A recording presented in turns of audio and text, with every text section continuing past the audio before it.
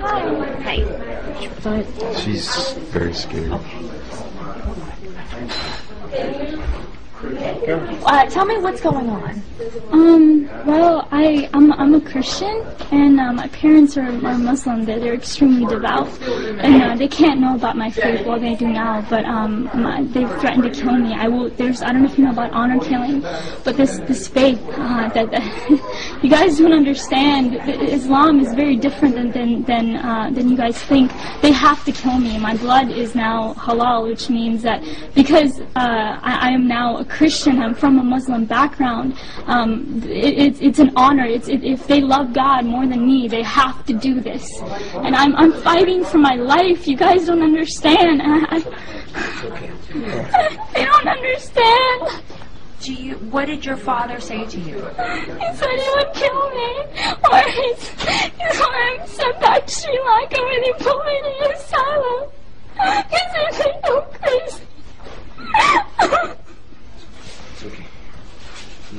Calm down. I ran away from home. I wrote my parents a note. I said, I refuse to deny Jesus, and He's my Lord and Savior. And I pray you find His forgiveness and mercy, and I love them both dearly. I wrote that, but they never showed it to the police officers. They want me back home. I can't go back to Ohio. You guys don't understand that community.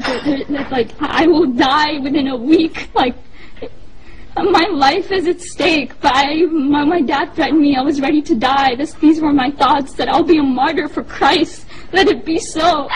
But the Lord led me here somehow through His grace. I rode on a bus for 27 hours to 30 hours to get here, and so it's been God's hand protecting me the entire time. And but I'm fighting for my life, so if prayers are appreciated. I don't know what, today's my birthday, my 17th birthday, and I might even die. I don't know what's gonna happen to my own life. Like, can you tell me why you ran away? I was threatened by my dad. When my dad found out, I had a Facebook. That's how we found out. And phone calls from the Muslim community started coming in with emails, and he confronted me. And I had a laptop, and he took that laptop and he waved it in the air, and he was about to beat me with it. And he said, if you have this Jesus in your heart, you're dead to me. You're not my daughter. And I refused to speak, but he said, I will kill you. Tell me the truth.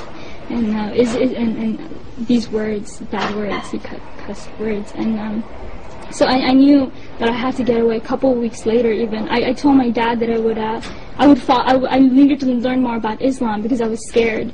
And I said that because when I had come to know the Lord, I dropped everything about Islam. I mean, I had to hide my Bible for years. I would go outside to pray. When my dad was asleep was when I went outside to pray. I snuck out to Christian prayer meetings in fear of my life. And finally, this day had come where I was confronting my dad. But a couple of weeks later, after I told my dad that I wouldn't follow Islam, but I would learn more about it, he put me class after class after class after class, thinking that that my mind was going to be back in it. But of course not. I mean, I'm a follower of God, Jesus, the true living Jesus, but a couple of weeks later, my mom found a Christian book, and I knew it was then that it was over for me. I had to leave. How did you end up in Florida here? What happened is that night I had to leave, so I left. That Saturday night, was it? It was Saturday night in the morning. I left to go to a friend's house, and I asked her, I begged her to take me to a church. I needed to get to church. I needed to pray. I needed to seek the Lord to know what to do. And so that entire day from 7 in the morning to late at night, I prayed and prayed and prayed, and finally I was able to get a ride back home to the person's house. And then I stayed there Sunday night, because my dad was coming back home from his trip that night. And so I stayed there that night, and I just left. I hitchhiked to a bus station, and I got a ticket to Florida because I had met them through a prayer ministry on Facebook. And this was the farthest away from Ohio, and you don't understand. If I had stayed in Ohio, I wouldn't be alive. And so I was able to do that, and I called them from on the bus. I used random, nice people there that I was able to talk to, and I used their phone to call them, and then I came here. Here I am. Has there been any type of killings at all in your family? Have you ever seen anything like that? I'm not sure, but in 150 generations in my family, no one has known Jesus. I am the first one. So imagine the honor in killing me.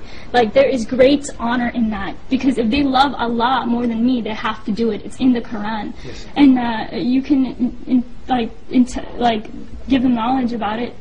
Because now... After they finish talking to you. Yeah, so, he really will explain it and break it down. They have to do this. Like, if they just have to. And either they do that or they send me back to Sri Lanka. And if there's an asylum, there's an asylum there where they put people like me. Like, think I'm crazy. And do you really think that this is true, or do you think this is just a threat? There's actually hundreds of cases that are backed like me. Amina and Sarah, they were forced to go back home. They were killed by their dad. Like, this is not just some threat. This is reality. This is truth. This is reality. How many more cases? If you want, there's case after case. There's hundreds of them. I am one. I am one of hundreds. They have to. You guys don't understand. They have to. I don't know what else to say, but they have to. If you want proof, there's hundreds of cases that can validate my story. Even my friends and people from back home, they knew what would happen to me. My own brother knew about my faith, and yet he didn't tell my dad. What does that say? He knew the consequences.